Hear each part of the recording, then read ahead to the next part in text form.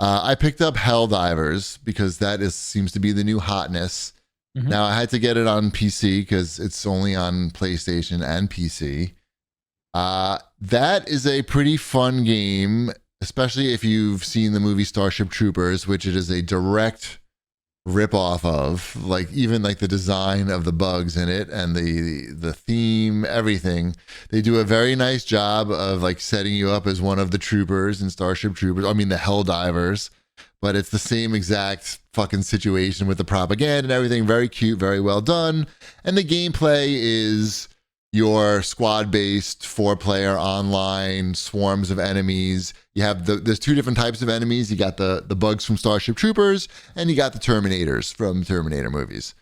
And so, because you want those humanoid type guys to shoot at too, and they do a nice job of like giving you weapons where you're calling in down like lasers from the sky. You have your own ship, and you dial in like the laser blasts from your spaceship, and it's fun. Like, it's a fun gameplay loop. It doesn't seem like the microtransactions are, egregious. But I played up maybe like an hour and a half of it so far. Seems good. I wish I had an HDR gaming monitor for my PC. I realized that I do not have that. I thought about picking it up while I was on vacation. Yeah. And I don't know. I didn't get around to it, and now it's probably too late for me. Why? I don't know. I don't have anyone to play it with, and it has crossplay. I know. I'll figure it out. On PC, we could play together. Maybe if it ever goes on sale. You have to actually link your PlayStation account to play it on PC. Okay. But I can figure that out. It's pretty cool. Okay. I see what the hype is about. It's funny. It has a good sense of humor. And it's hard. Yeah, I heard that too. So I'm almost like, But you're always being respawned by people. There's not much like invested. It's how's a little the friendly janky too. fire? I heard the friendly fire could be a little. You do have to pay attention. There's definitely like a learning curve. First thing I did was turn off the voice chat because I don't want to hear anybody yelling at me that I suck and I'm doing it wrong, because I know that both of those things are true, but I'm not there to hear it from anybody that I don't know. So I turn that shit off, and then I just do the best I can. Sounds good. Mm-hmm. What are you guys playing? After last show where I talked about how my Suicide Squad game crashed on me at the final boss, yes, I decided to go back and kill the final boss, and I killed the final boss in Suicide Squad. I saw the credits. The game, for all intents and purposes, ended.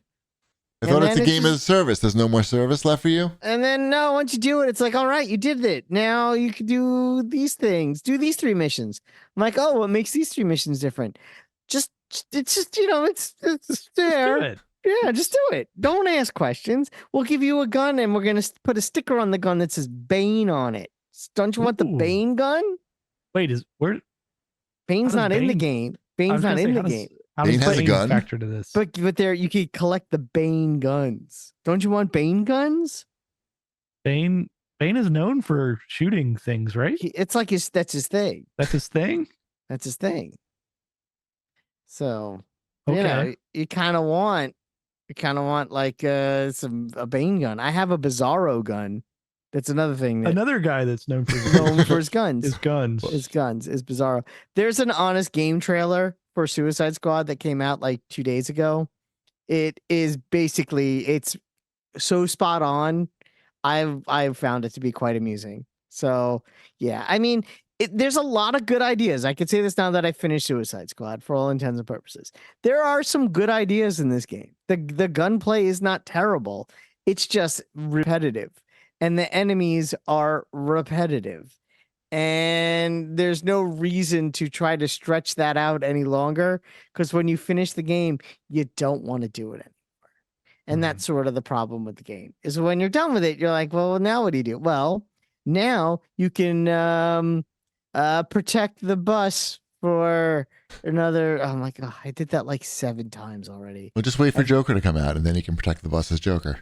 Yeah, exactly. So it's if you have the same thing. $15 or whatever it costs. It's free. Joker's free. Oh, well then, protect that bus.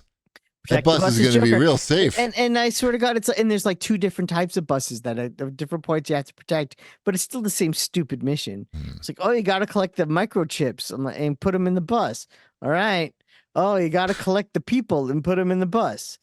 All Both the right. microchips and the people go in the bus. Got it. Yeah, Right. just put them in the bus. Whatever you All got, right. put it in the bus. Just put it in the bus.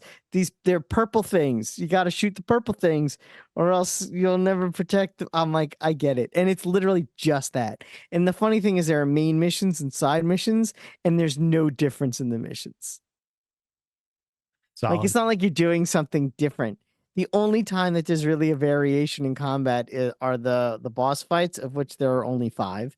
And even those aren't all that imaginative, except for maybe the Batman one. Okay. Yeah.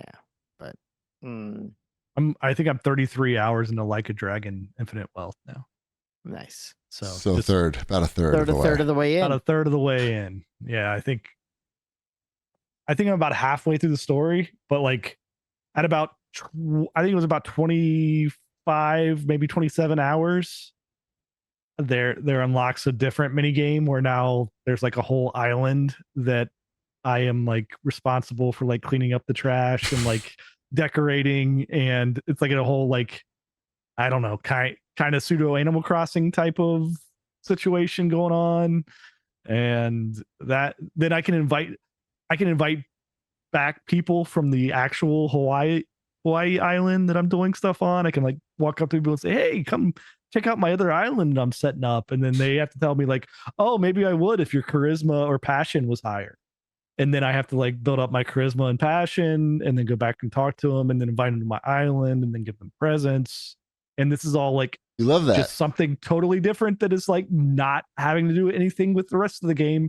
And that is these Like a Dragon games. It's like you walk 15 feet and then like something different is happening that you've never encountered before. The Segway is good. You get to ride around on a Segway in this one. It makes nice. It makes walking much smoother. That's its goal, I think. Is the Segway's goal, yeah. Yep. So it's still good. It feels like I wish I could play it at like fast forward, like 50% fast forward speed, like at all times. Like that's how I felt playing the action version of that game.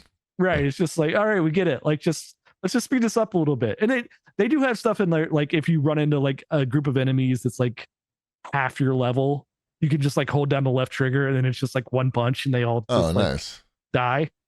So it's got that going for it. It's got cancer too. Did I mention cancer? It's so hot right now. Yeah. This game has cancer. Yeah. So yeah, it has a heart, that game. Those games, they always have like a heart. They do. Yeah. They try to make you cry a little. Mm-hmm. What else we playing? I restarted Baldur's Gate 3. I felt like I didn't give that game a fair chance. Okay. Since people love it so much, and since I was, on break and, home, I gave it a shot. I don't know. I really want that game to grab me. Maybe in another life that game would have grabbed me, but the combat feels more like a chore than it feels like I'm really doing anything. It's not. I guess the example I have would really be like against Midnight Suns, where I feel like it had stronger turn-based combat than Baldur's Gate's turn-based combat, and I kind of want it to be more like that. Do you think it would benefit from the mouse and keyboard situation, or maybe? I don't even know. Yes. I mean, it's nodding his head furiously. I mean, I got used to the controls, which I didn't last time. Like I gave it a much, I played like 4 or 5 hours of it. I know there are people, I've heard people say it doesn't click in until you play like 10, 15 hours. Sweet. But I don't know if I want to do that. Yeah, exactly. So again, I'm not knocking on Baldur's Gate 3. I'm sure someone will leave a nasty comment. I'm just saying, I just don't know. I feel like that's the type of game you need to be hunched over a PC to play. Maybe like really bad posture and just like you play for too long, everything hurts, but because you're like you got to do a lot of mouse, a lot of cursor moving and selecting. Yeah. Like there's some cool ideas in that game, like when you're talking to someone and you have to roll the dice, and if that whole thing is really cool. The whole rolling the dice to see if you succeed in a conversation I like is that. really cool, and that's a lot of fun. But I find the combat just to be a little tedious. Fair enough. Mm-hmm. Anything else? John Cena came out today for Mortal Kombat as a playable character. No, Peacemaker. It's Peacemaker. It's not John Cena. It's Peacemaker, right? Well, it's very much John Cena Right. as Peacemaker. Right. So, you can say what you want. I'm saying John Cena. He was on Howard Stern last week or this He's week. a nice guy, that John Cena. He seems to be pretty exceptional. He is the Guinness Book of World Record holder for the most Make-A-Wish visits of any celebrity. It's true. Yep. So that says something. But he also, shoots people full of holes in Mortal Kombat and, beats the crap out of demons, I guess. I don't know. Sure. Yeah. And it's fun. I played like maybe 20 minutes just to kind of see the character, see how it looks and kick some people in the face. And I did that. So Bring back RoboCop. mm-hmm. Thank you. Your cooperation. No problem. Homelander, I think, is next. Oh, he's good. Yeah. Not as good as RoboCop, but No, not as good as RoboCop, but still. they should let you keep all your old characters that you bought from the DLC. They should just like port those over to the new. You know what? If they did that, it would probably be pretty cool. People would buy more likely to buy the new game, like if they're invested in it. You'd be more likely to buy the new game if you were invested in the old characters from the previous game. If you didn't have the characters from the previous game, but knowing you could play them in the new game, they might be able to sell those again. Might be hard for them I'm sure there's licensing issues here. Yeah, I understand that, but hey, Fortnite seems to have been able to sell them twice. If you can sell them twice, Fortnite doesn't, because then they just sell them for a time period and then that's true. I guess yeah. How about this idea? The Mortal Kombat platform, where we're no longer selling the Mortal Kombat game every 3 years? When do they put out every new Mortal Kombat game? And you just keep the same characters. And when they make these licensing deals with the companies like RoboCop, RoboCop's in the game now. He's part of the Mortal Kombat universe. Fortnite. Just make Fortnite with Mortal Kombat. That's what we want. There are games like that. There's Brawlhalla, which is it's more like Smash. Multiverses. Remember that game? That's supposed to be coming back this year. Multiverses. It is coming back. I was worried about that. I couldn't sleep last night. I was like, I have no idea if it's coming back. Oh. That's fake news. It's fake news.